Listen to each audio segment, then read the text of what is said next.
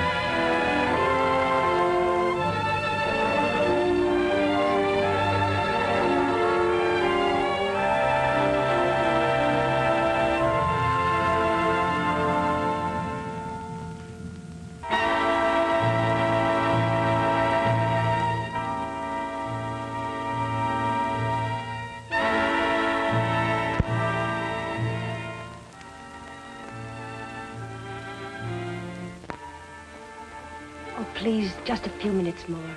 I'm almost finished.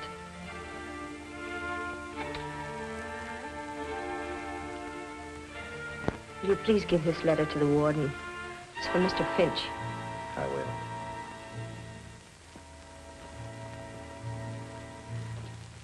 The last mile.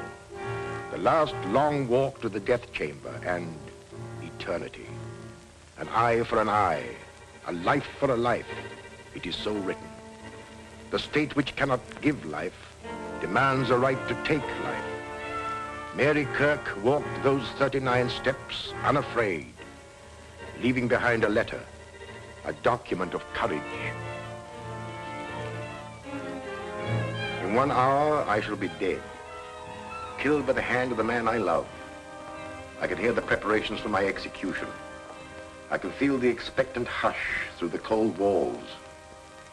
The time element made this case tough. I saw Finch tonight at the grotto about 7, still trying to solve the case, even at that late hour. I don't deserve so much credit. Dr. Bradford's the one you boys should feature. Well, give us a story. That's why we're here. Sorry, Finch. Well, this is the key that unlocked the Mary Kirk murder case. It belongs in here until it becomes Exhibit A. Something to remind me that you're never licked until you give up. I remember that case, Finch. A pistol packing mama.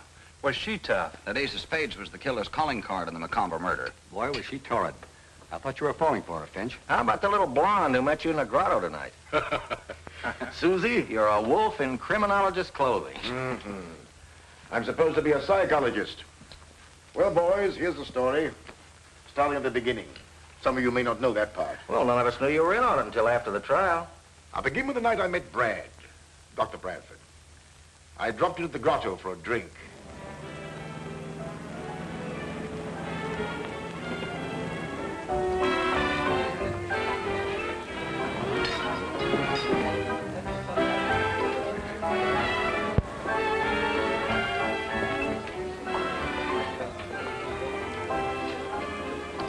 Bourbon and soda, please. No ice. So after all that, what could I do? I just had to accept the mink coat.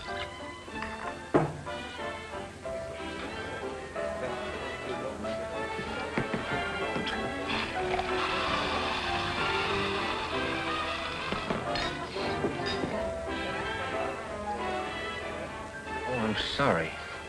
That's all right. Have one with me. You know about the bird trying to fly with one wing? Bradford's the name. Dr. Dwight Bradford. When I had friends, they called me Brad. My name is Finch. Waiter. Waiter. 2 more of the same. Bob, we've had enough. I want a drink. Put that thing down and get me a drink.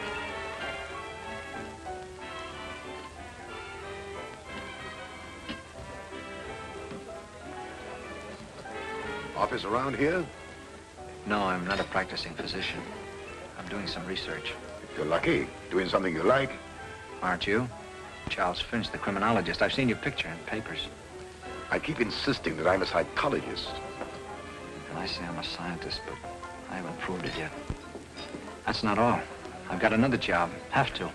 Scientists rarely make a living. But I don't talk about it.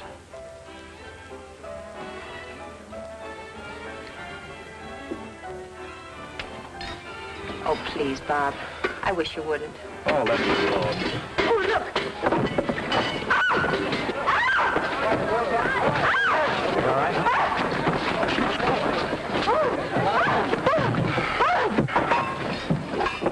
Got it? Are you all right? Yes. Yes, I'm all right. Oh. Thanks very much. The two-man fire department, you do all right. As a one-woman fire, you were pretty good yourself. I'll fix that for you. Huh? There we are. Sorry to do this to your coat, Mr. Finch. Oh, that's unnecessary. Guess you'll have to come along. That's all right. You better go back and finish your drink. Here. Excuse me. Good night. The fire department's taking me home. Oh.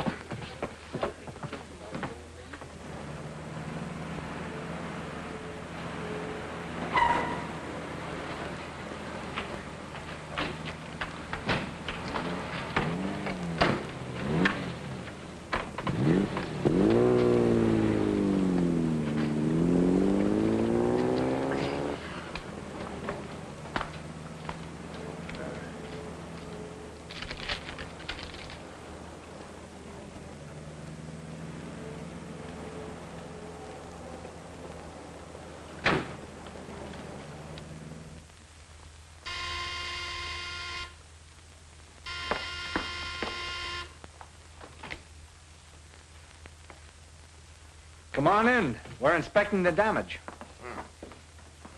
Oh, this is my sister, Susie Kirk, Mr. Finch. How'd you do? Nothing exciting like that ever happens to me. It's always Mary. Don't bother, Doctor. It's completely ruined. Susie, didn't you come in just before we did? Oh, why, no. I've been home all evening. I knew Susie was lying, but thought no more about it. In fact, the incident had been almost forgotten. When one night, I received a call from Dr. Bradford. He wanted me to meet him in his laboratory, saying there was a special reason for requesting it.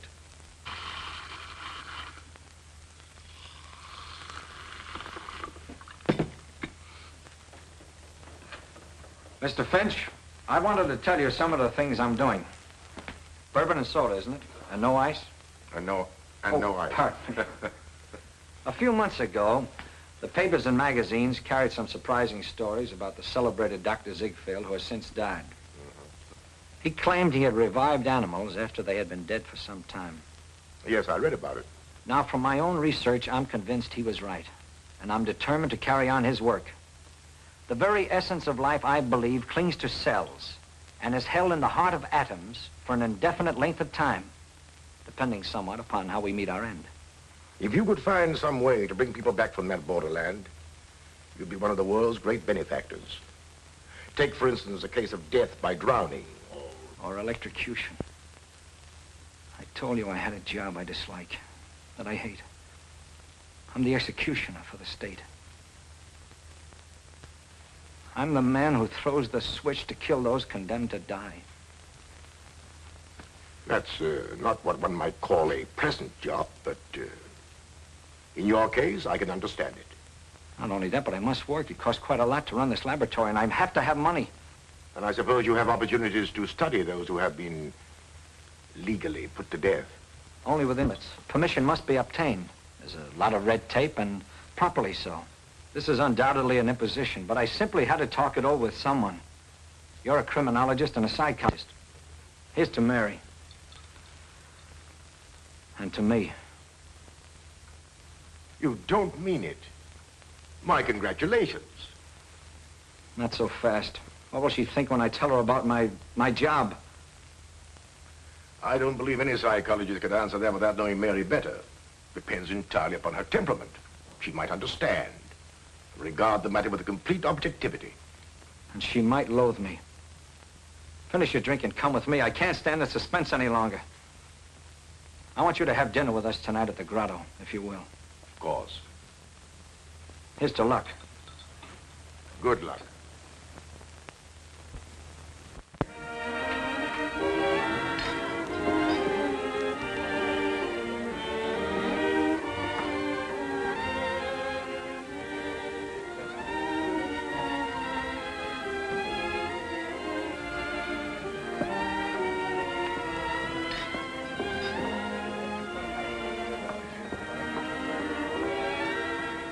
Sorry to be late.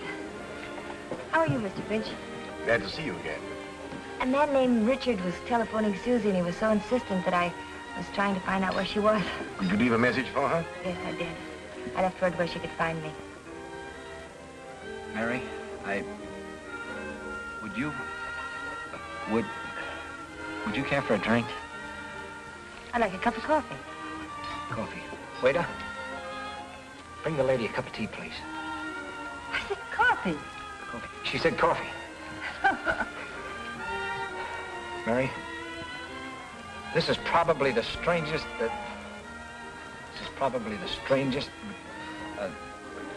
Proposal? Yes, that's it. Proposal? What kind of proposal? Why, a proposal. Yeah. Yeah, proposal. It's probably the strangest proposal because, I mean, it's rather odd that the guy who's going to propose invites a third party to be present at such a time. Mary, I want you to... Is, marry the word? Yes, it is. Yes, that's the word. I love you. Or perhaps I better leave. No. Don't you leave. There's some things about me that Mary must know. She might want to talk them over with you. Well, I have an idea. Suppose you go to the bar and finish your drink, and I'll stay here and talk to Mary. All right, I'll go to the bar.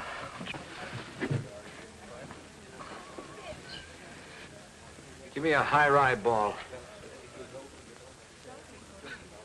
We're all out of high rye balls. How about a German with ginger ale? German, then. German. If you could look upon Dr. Bradford merely as an instrument of the law. Oh, but surely he could get another job. If he loves me. He does love you. And we might get him another job, as you suggest. In fact, I already have an idea that might work out. But, Mary, try to understand that his chief reason for holding this position is because through his prison association, he had opportunities for investigation. Oh, but I couldn't, Finch. I simply couldn't. Look, he'd be leaving me at night, and I'd wait, watching the clock, knowing that when the hour came, Brad would... Oh, I couldn't.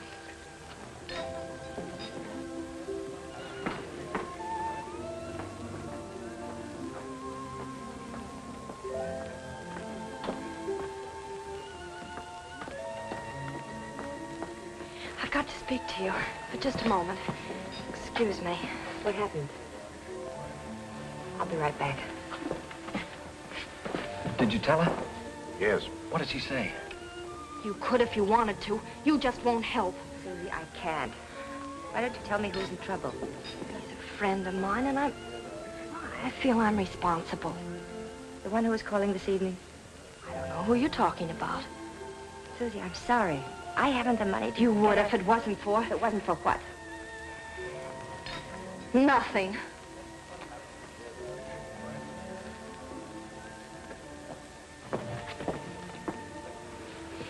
Your sister seems upset. Can I be of any assistance? No, thanks. Susie's always taking somebody else's troubles on her shoulders. Sit down, Mary. Well, I'm sorry, Brad. There's nothing more to be said, is there? Mr. Finch has probably told you how I feel about things. But somebody has to do it. It doesn't have to be the man I... Oh, give it up, Brad, please. I can't, Mary. Not yet.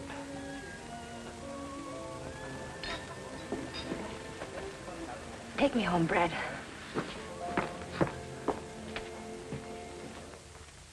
Some time passed. I used to see Brad now and then. He was quite depressed, dejected. One night, we were dining together at the grotto when... But let's get back to this letter for a moment. In a few minutes, I must answer with my life, because out of my father's past, a specter has come back to haunt me, to provide a motive for murder. Now, in order to better understand this, we should know a little more about Mary.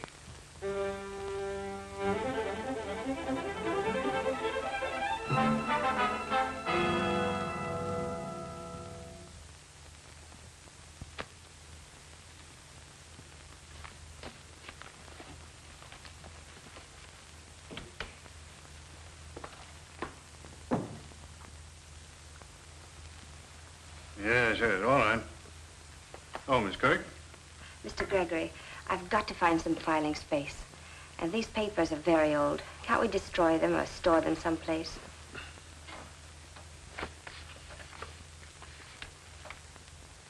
My, Tom Logan. I was too smart for that crook. I was appointed head of the civic committee to clean up the city. Picked the right man, busted the racketeers in jig time. Logan was killed. That was a dozen years ago. How'd you know that? The complaint's dated. Oh, of course. I thought you were too young to remember. About the age of Tom Logan's oldest girl, I should guess. And there was a younger one. Mother died when she was born. I tried to find them both, plunk them in a reform school. But some relative of the mother's took her out of the state. Two little crooks, I suppose. Couldn't be anything else. Blood will tell.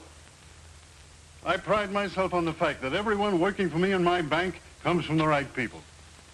I've personally examined their backgrounds and know they can all be trusted. What about me? You're the one exception. However, Frank Ross, my oldest friend, recommended you. His word's good enough for me. You've been with me for 5 years, and you wouldn't be in this confidential position if you hadn't shown the right stuff. Thank you, Mr. Gregory. What about the papers? You can get rid of them. No use of cluttering up things with these records. I've got a whole scrap of newspaper clippings at home. I'll take care of these the first thing in the morning. And if there's nothing more, I'll go home now. All right, good night.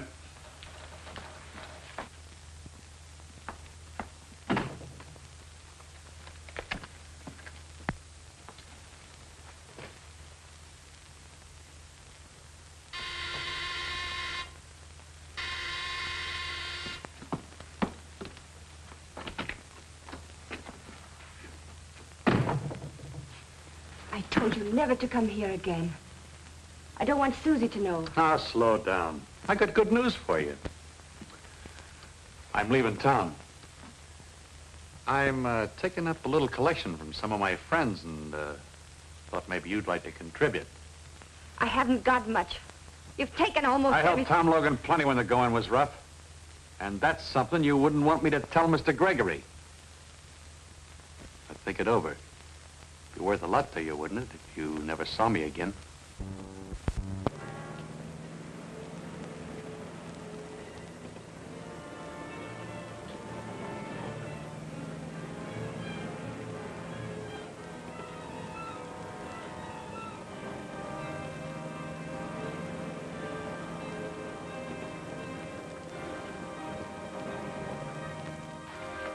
That money I've saved is for Susie. Her education. She's going to college this fall. Susie can go to work. I've got to have 500 more, and then I'll never come back. You can tell Mr. Gregory if you want. Everything!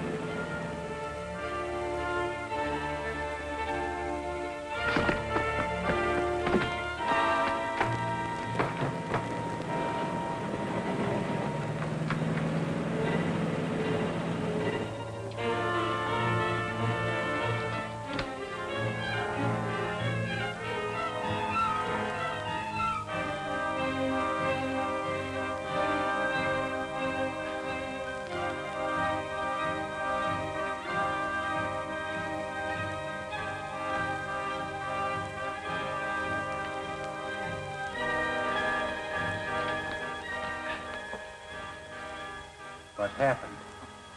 Mary, why did you...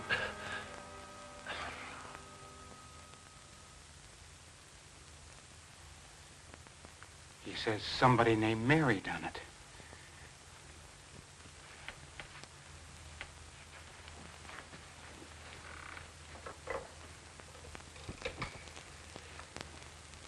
Get me the police, quick. I may have some news for you. Good news. It'll take a little time, but...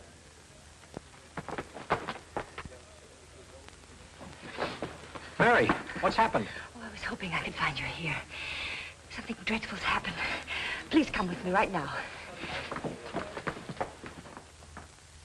You say you found the man before he died, and he said something about this girl. He said, Mary, why did you? Who was the man? Who was he, Mary? You better tell us. The police can find out.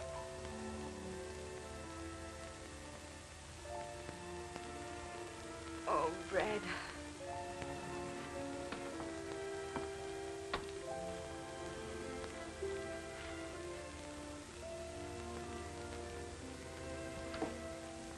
Who are you? She's my sister, Suzanne. What do you know about the man that was murdered here tonight? Was it that blackmailer?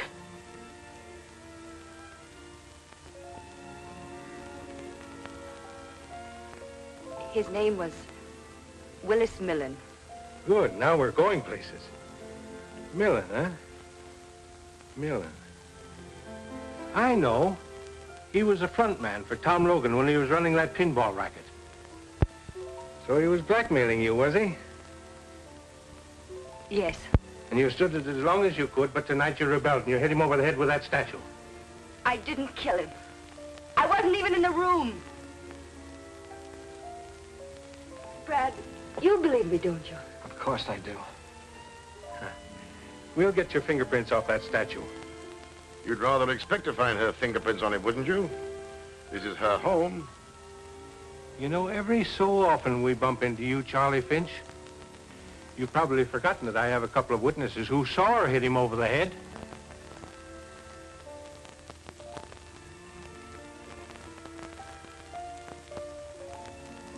I'm afraid I'll have to ask you to come to headquarters, Miss Kirk.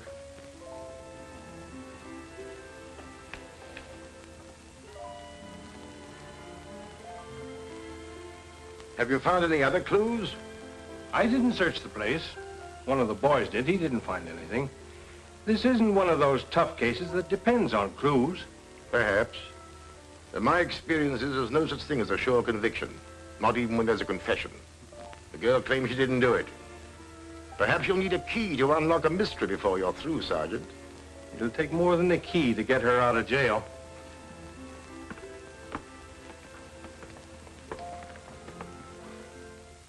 I had a key, all right, but a key without a door to unlock.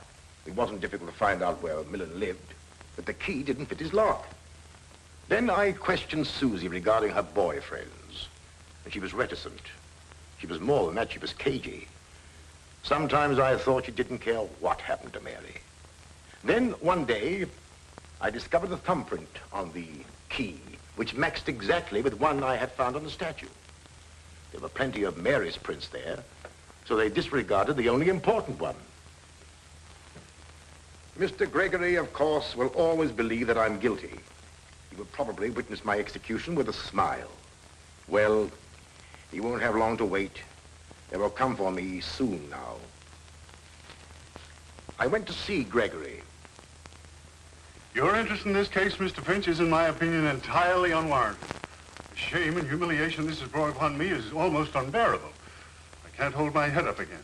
I can understand your emotion, Mr. Gregory, but it's the girl who's going on trial for her life.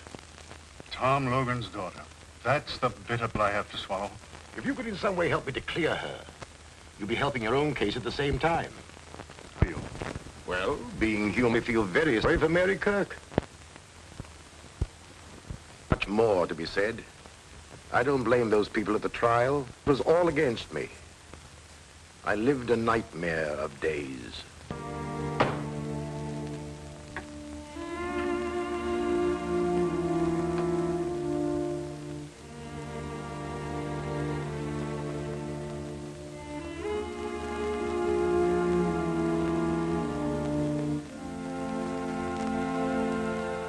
I first met Mr. Millen one night when my sister was out.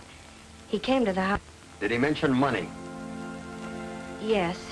He supposed I knew Mary was paying him. Did you tell her about the visit? Yes. But I never mentioned I knew about the money. Robbery couldn't have been the motive. We found a large roll of bills in his pocket.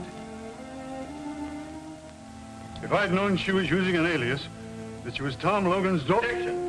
Objection sustained. I can say what I think. Not in this court. Mr. Grigory, it is Mary Kirk Logan who is on trial, not her father. But I... You will confine your answers to the questions asked. Susie, do you believe your sister is guilty? Yes. Why do you think that? I heard Mary threaten him once when I was in the bedroom and she didn't know it. Then I seen her bring something down over his head and he fell. You could identify her? You are sure it was the defendant? We went in. Yes, we know, Mr. Avery. But you mean to tell the judge and this jury that you could be sure it was the defendant? That the figures on the window shade were so distinct you couldn't be mistaken? I'm positive. I gotta believe my own eyes.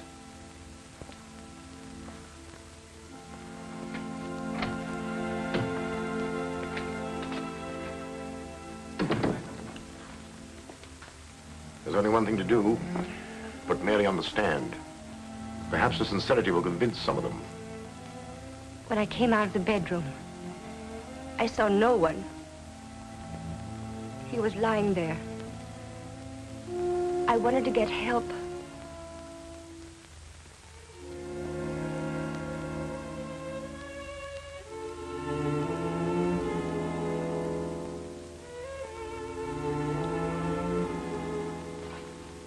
In all of my 16 years as attorney for this county, I've never tried a case so clear-cut. Everything is there. The alias under which the defendant was known, the blackmailer from out of her past, the growing desperation, the final demand, and the killing. Why should I waste your time pointing out the little things that go to prove her guilt? We've presented witnesses to the crime. This is a question of honesty. Human beings can be mistaken. 2 witnesses have sworn they identified the defendant. But it is possible, through the confusion of rapid action silhouetted on the window shade, that they could be wrong. I put the defendant on the witness stand so you could judge her honesty.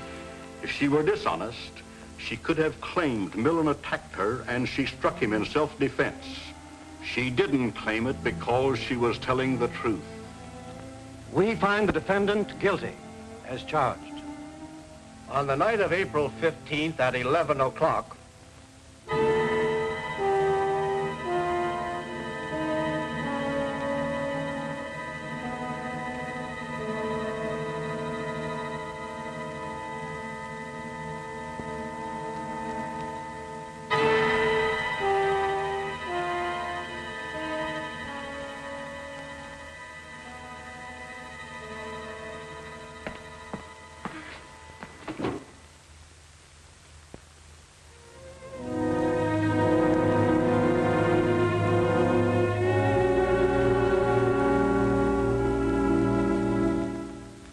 I don't suppose up to that moment that the thought occurred to either Mary or Brad that the fates were so conspired to make him the executioner of the girl he loved.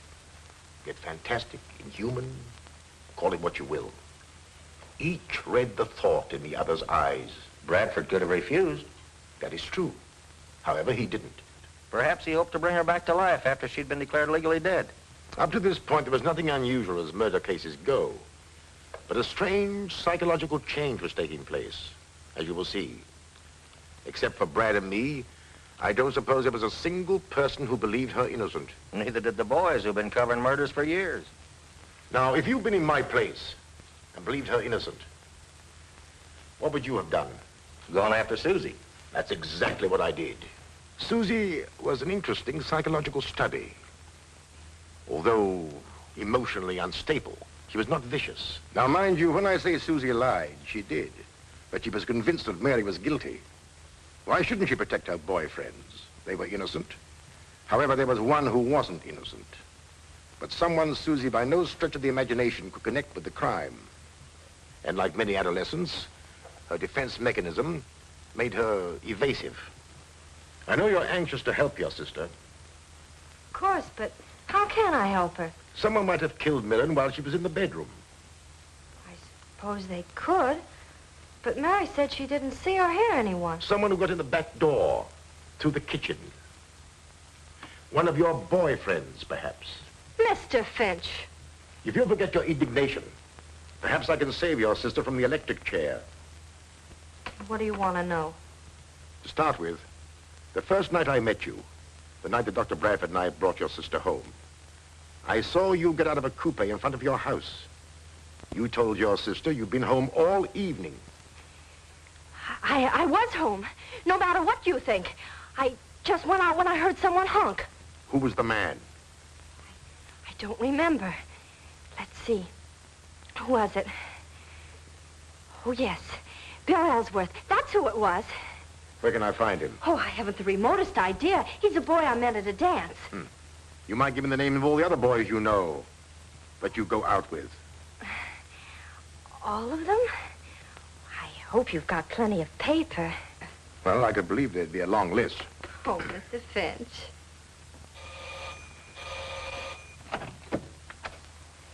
Good morning. Does Bill Ellsworth live here? He does when he's home, but he's been in South America for over a year. I thought so. Excuse me.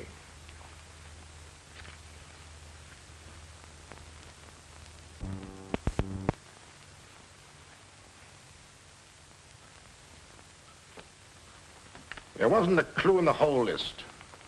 A lot of youngsters, most of them, many of them like Ellsworth, not even in the country. And I had caught Susie in another lie. Well, what about Millen's friends? Millen was always a cheap grafter, a coward.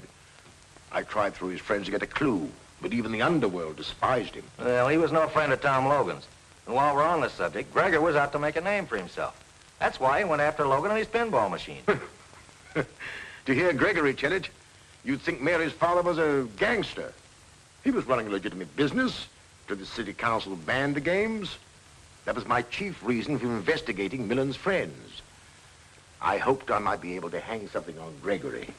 Well, as you know, there was an appeal. Motion for a new trial was denied. But anything to gain time. However, we lost. Once more, I went to see Mary.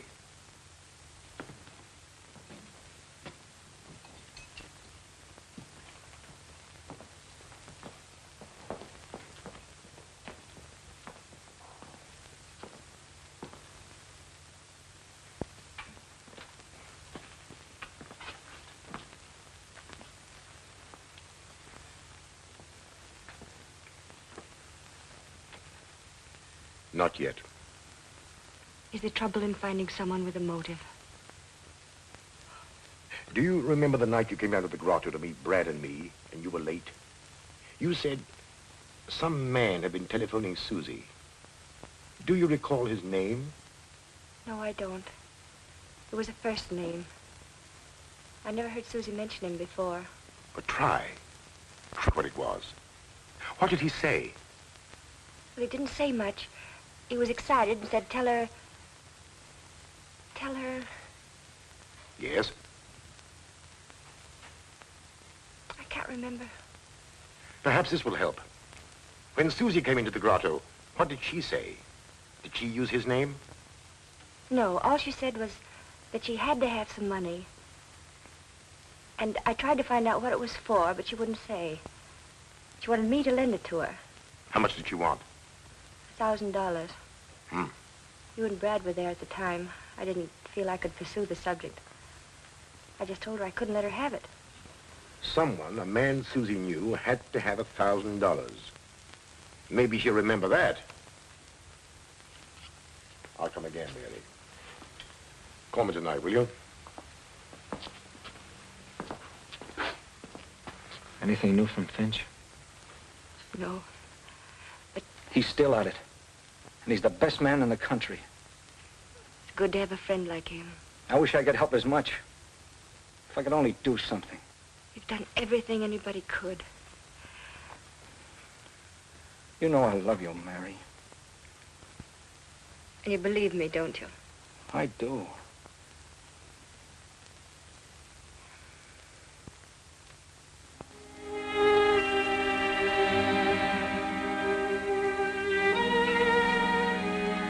The matron has come for me now, and I must close this.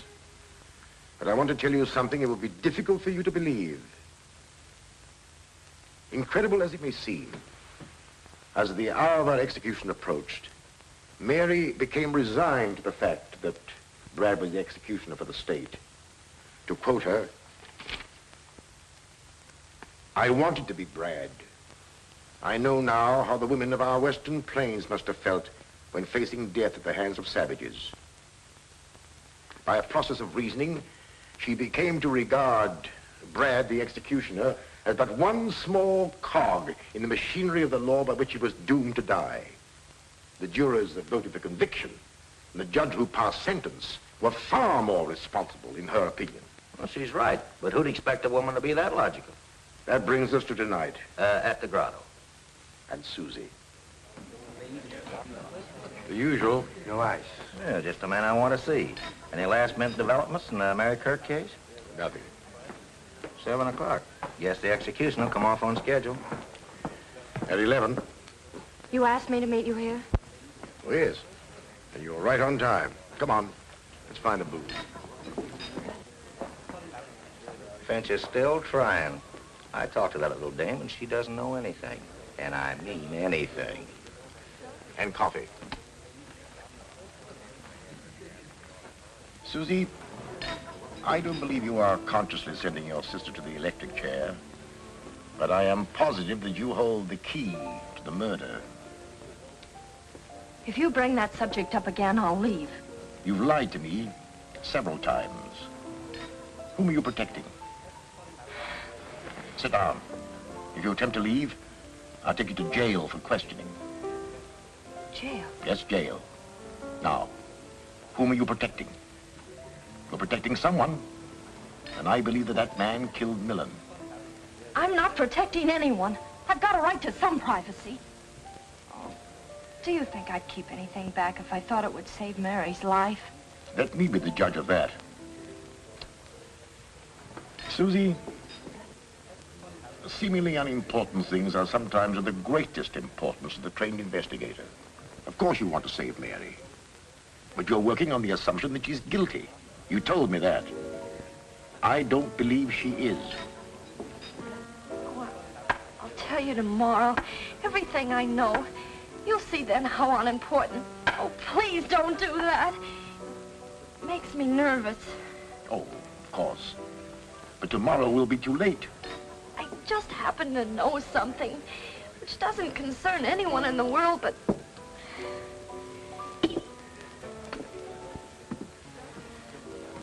But whom? Someone you wouldn't know. It has nothing to do with me or you or Mary or anyone else.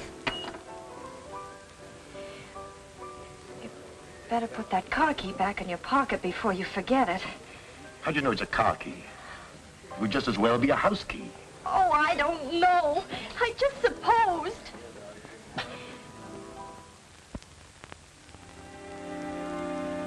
No message for me?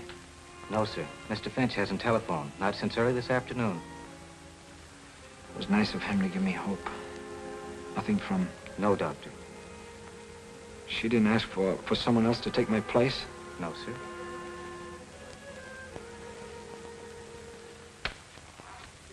Susie, I'll let you keep your secret if you tell me the name of the man who was in the coupe. The one you said was Bill Ellsworth. I said that because it was none of your business. I never dreamed you'd check up on me. Who was it? That key belongs to the man who was in the coupe. I'm sure of it. What's his name?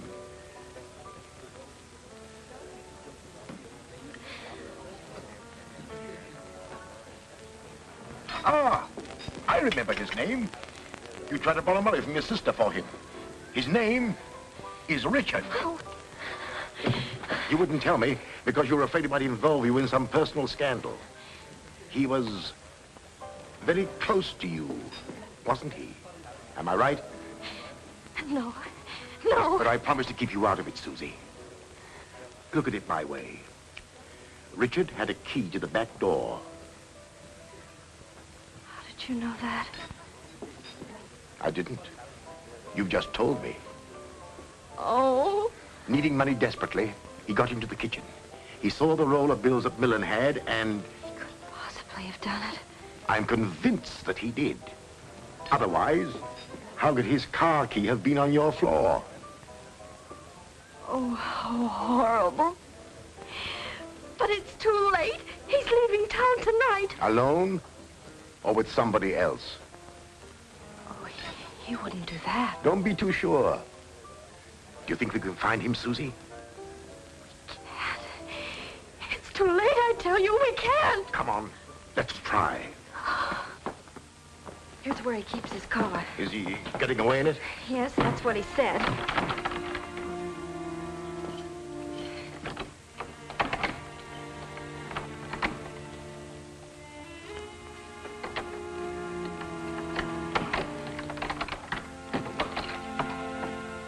That's his car. Good. We're in time. Where does he live? Around the corner. Ah.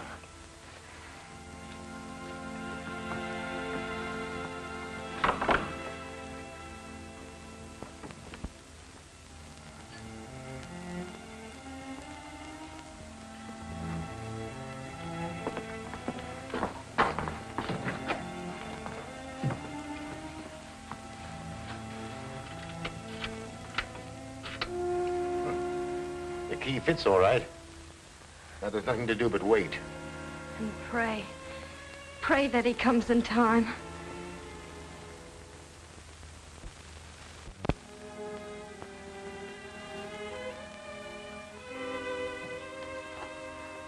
What time is it?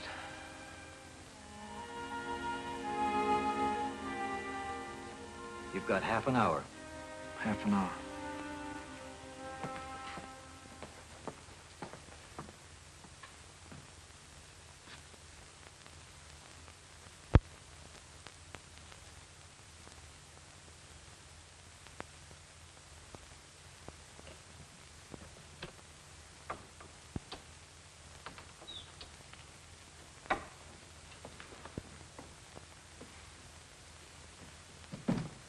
Richard. Susie. What are you doing here? I just had to see you before you left. I needn't have gone if you'd got me that money. Why didn't you grab Millen's money when you had a chance? Where were you? I protected you. Now you're deserting me. You're letting my sister die. Why, you... Stand where you are. All right, out. Quick.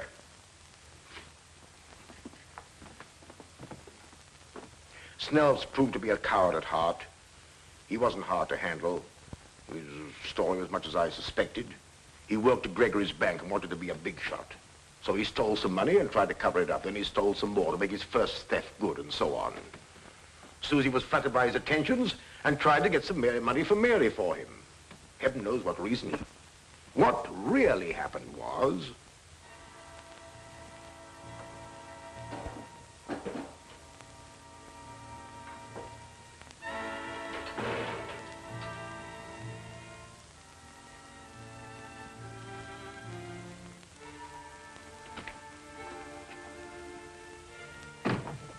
I told you never to come here again.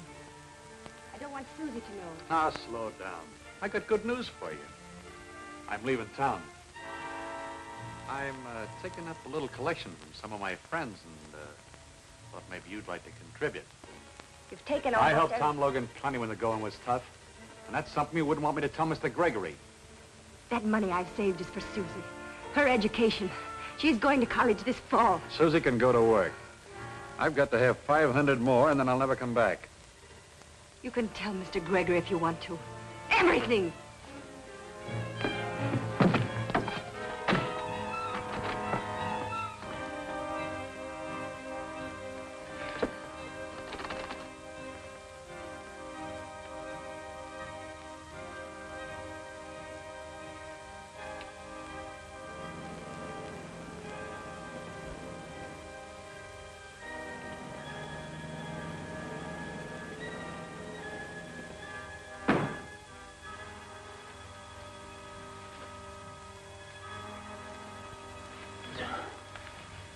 Mr. Millen?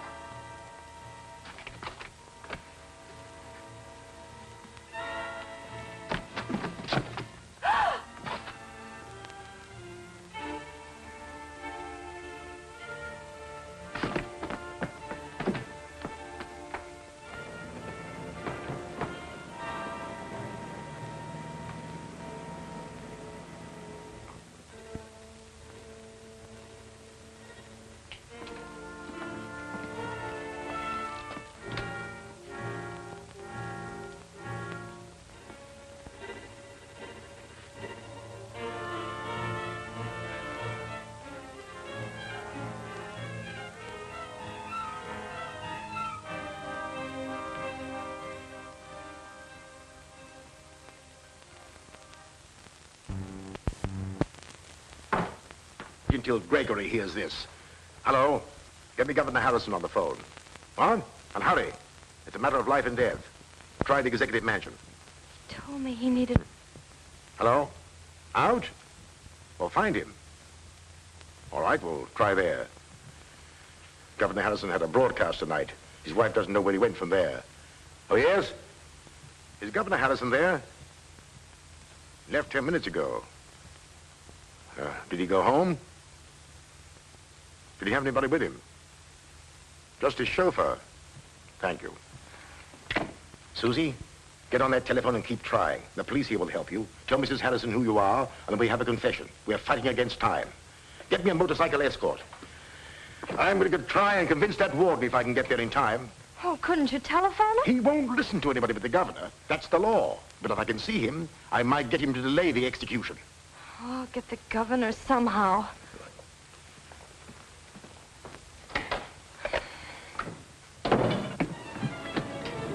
State prison.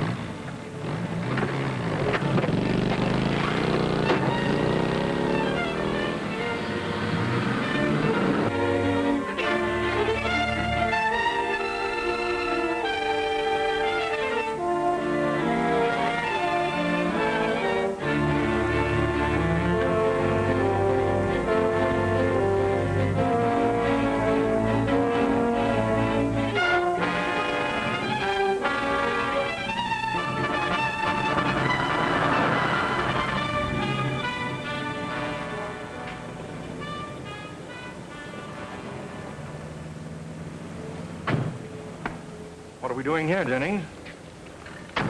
Oh, this is it? Good. It's not a very nice place for a governor to be seen, but it's... Tush, Jennings. Nice places, as you call them, never have the kind of sandwiches I like.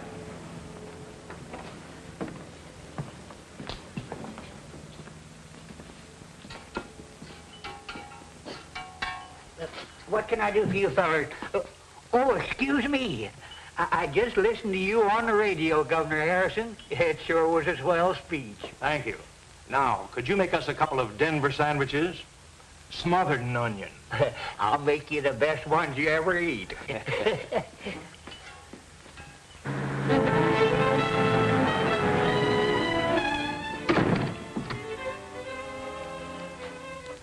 About time, Dr. Bradford.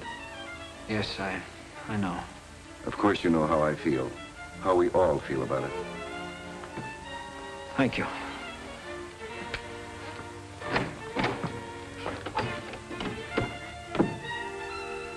There's always the millionth chance the governor will intervene. I'll be right by the telephone, sir.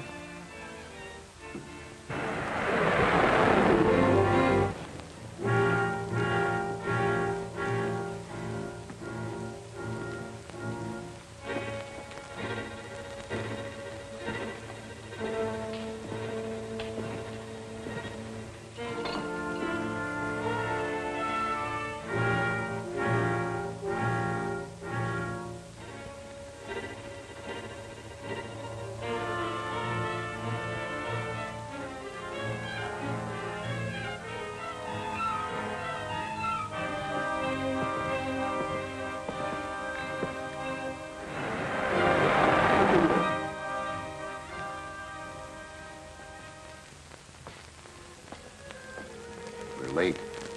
Get on with it, Doctor. Come. No one wants to see that girl die. But the law says she must. No word from Finch? No. And none from the governor. She's innocent, Warden. You know she is. I believe she is. It's coming to know her. But it's... We can't kill her. We can't. We have no choice. Maybe you have no choice.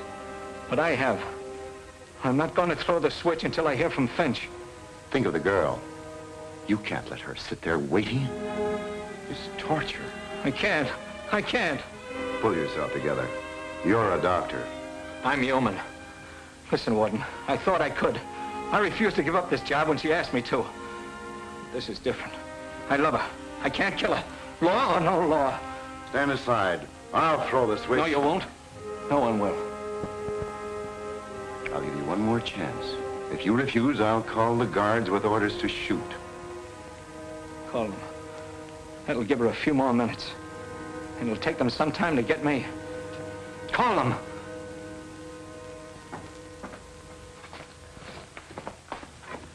Listen to me and you'll have the scoop of the year. We've got Snell's confession. My sister's innocent. Help me. Please, please. I'll give you one last chance. Come out.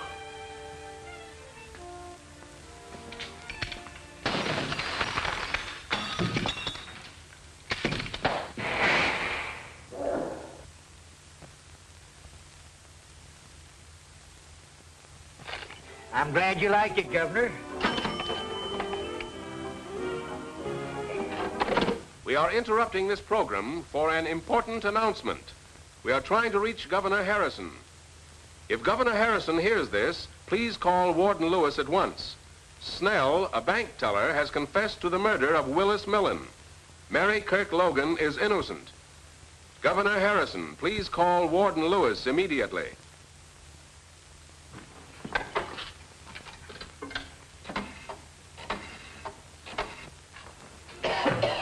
Just keep him here until I come out.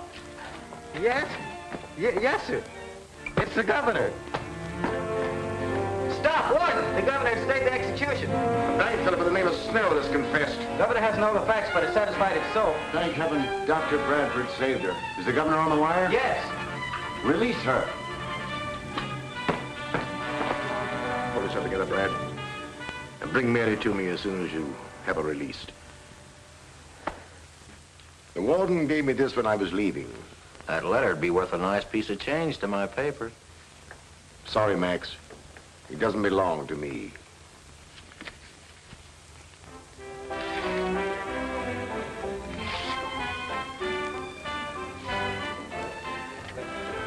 No, let's not be so solemn.